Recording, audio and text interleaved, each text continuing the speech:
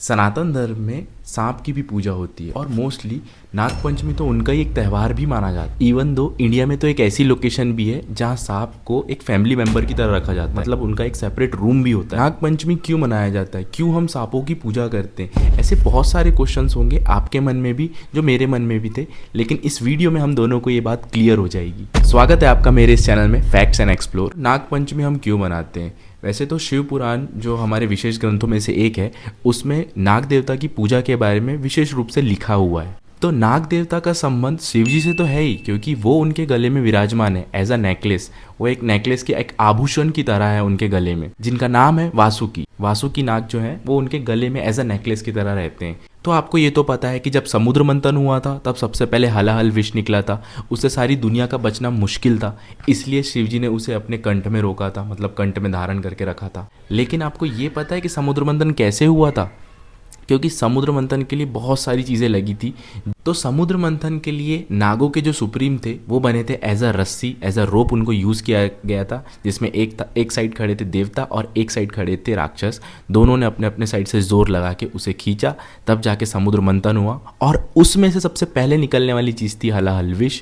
उसे शिव जी ने ग्रहण किया, लेकिन उसमें से कुछ बूंदें जो धरती पे गिरी थी उसे नागों ने ग्रहण किया था। मतलब वो हेल्पर्स थे वासुकी नाग के, ऐसा समझ सकते हैं आप, एज ए हेल्पर थे, उन्होंने उस विष को ग्रहण किया। तो ये सब देख के शिव जी बहुत खुश हुए, मतलब प्रसन्न हो गए कि देवताओं ने इसे ग्रहण नहीं किया, राक्षसों ने भी इसे ग्रहण नहीं किया, लेकिन बेचारे सांपों ने इसे ग्रहण किया, मतलब एज अ हेल्प किया शिव जी की, कि इससे धरती या दुनिया या यूनिवर्स पूरा कुछ तबाह ना हो। तो उन्होंने बहुत हेल्प की। तो ये सब देख के वो बहुत खुश हुए शिव जी। तो उन्होंने डिसाइड किया कि मैं अब इन्हें दूंगा वरदान। अब जब भी शिव जी वरदान देते हैं तब बाकी सब, मतलब देवता और राक्षस, ये दोनों को रहता है डर कि अब ये कौन सा वरदान दे देंगे। तब शिव जी ने वरदान देते हुए कहा कि सावन मास के शुक्ल पक्षमी की पंचमी को जो भी नागों की पूजा करेगा उसे कभी भी नाग दोष नहीं लगेगा। और तब से हम सब नागों की पूजा करते हैं, और खासकर शेष नाग, वासुकी नाग, कालिया, ऐसे बहुत सारे जो लीडर्स ऑफ नाग थे उनकी हम पूजा करने लग गए, और वो करते हैं, ऐसा हमारे ग्रंथ में लिखा गया है। बट कभी घर में ये कहते हुए सुना है कि बाल नहीं काटना, नाखून नहीं काटना, शेविंग नहीं करना, अभी नॉनवेज नहीं खाते? सावन मास में आपने खासकर ये चीज़ सुनी होगी, लेकिन कभी आपने ये पूछा है कि ऐसा क्यों हम नहीं खाते? क्या रीज़न है? क्या रीज़न है कि हमें नेल्स नहीं काटने? क्या रीज़न है हमें कि बाल नहीं काटने? कभी आपने क्वेश्चन सवाल पूछा है? मैंने पूछा है, और मुझे एक ही जवाब मिला है कि अभी सावन चल रहा है, बस। तो मेरे अंदर क्यूरोसिटी बहुत थी, तो मैंने पता किया, रिसर्च की कि भाई ऐसा क्यों हम नहीं करते। तो मोस्टली ये है कि सावन का जो टाइम है ये होता है कि इसमें हम भक्ति मार्ग में रहते हैं।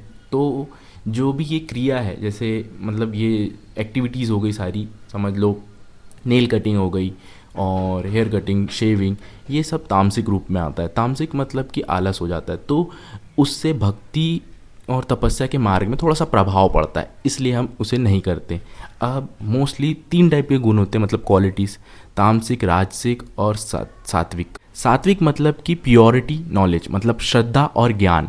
राजसिक मतलब एक्टिविटी और डिज़ायर, मतलब क्रिया और इच्छा। तामसिक मतलब कि अज्ञानता, आलस, इग्नोरेंस, लेजीनेस, डार्कनेस, ये सब तामसिक में आता है। और ये फैक्ट है कि ह्यूमन बींग्स में ये तीनों चीज़ें हैं एक अलग अलग प्रोपोर्शन में, और सभी के अंदर ये चीज़ होती है। शायद आपको ये नहीं पता होगा कि इंडिया में एक लोकेशन ऐसी भी है जहाँ पे सांपों को अपने घर में रखा जाता है, मतलब स्पेशली उनका एक रूम है, सेपरेट रूम है उनका, जहाँ वो बड़े आराम से रहते हैं। हाँ, मैं बात कर रहा हूँ शेतफल की, जो महाराष्ट्र के पुणे जिला में है, जिसका तहसील पड़ता है बारामती। शेतफल गांव में नागराज के लिए अलग सा एक रूम बना गया है। यहाँ पे मोस्टली सारे घरों में नाग मतलब सांपों के लिए अपना एक सेपरेट रूम बनाया गया है। ये सांप घर के अंदर बड़े आराम से घूमते हैं और लोग इन्हें पूजनीय मानते हैं। कोई भी सांप पिंजरे के अंदर नहीं होता, और सांपों के लिए घर के छत के कोने में एक खुला स्थान है जहाँ से वो आ जा सकते हैं। मतलब आप ट्रस्ट नहीं करोगे कि सनातन धर्म में क्या कुछ नहीं है। तो मोस्टली शेतफल गांव के लोग ये मानते हैं कि नागराज यहाँ के रक्षक की तरह है, वो गांव की रक्षा कर रहे हैं और इनसे कभी नुकसान नहीं होता। मोस्टली गांव वालों के अनुसार ये जो सांप है इन्हें एक रक्षक की तरह देखा जाता है, जो उनके यहाँ की धान, जल और भूमि की रक्षा कर रहे हैं। इसलिए इन्हें बहुत पूजनीय माना जाता है। अब से नेक्स्ट टाइम आप किसी भी सांप को देखें तो उसे कुछ भी नुकसान ना पहुंचाए, क्योंकि वो आपको कुछ नहीं करेगा, वो अपना चला जाएगा अपने रास्ते। आप उसको कुछ मत करना, वो कुछ नहीं करेगा। तो अब से नेक्स्ट टाइम बिल्कुल भी किसी भी सांप को नुकसान ना पहुंचाएं। और अगर ये वीडियो आपको वो थोड़ी भी नॉलेजेबल लगी होगी, इस वीडियो से आपका थोड़ा सा भी नॉलेज बढ़ा होगा और आपको ये वीडियो अच्छी लगी होगी, तो लाइक ज़रूर करना और कमेंट में ये ज़रूर लिखना कि नेक्स्ट वीडियो आपको कौन सा चाहिए। और हाँ, शेयर कर देना अपने दोस्तों के साथ जिसको ये नहीं पता है, और सब्सक्राइब करना नहीं भूलना। मिलते हैं नेक्स्ट वीडियो में।